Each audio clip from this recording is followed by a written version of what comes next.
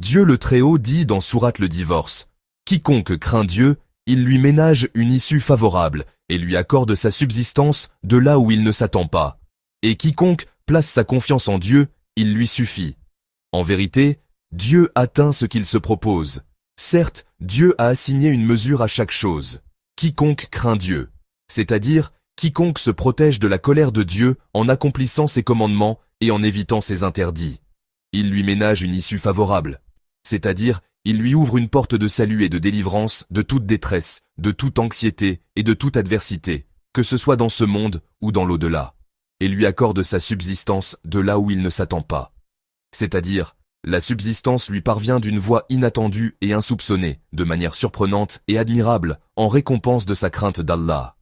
Et quiconque place sa confiance en Dieu, il lui suffit. C'est-à-dire, quiconque s'en remet à Allah et lui confie ses affaires, alors Allah lui suffit. Il prend en charge ses soucis et satisfait ses besoins. En vérité, Dieu atteint ce qu'il se propose, c'est-à-dire, il réalise ce qu'il veut. Rien ne lui est impossible, il accomplit ce qu'il désire quand il le désire.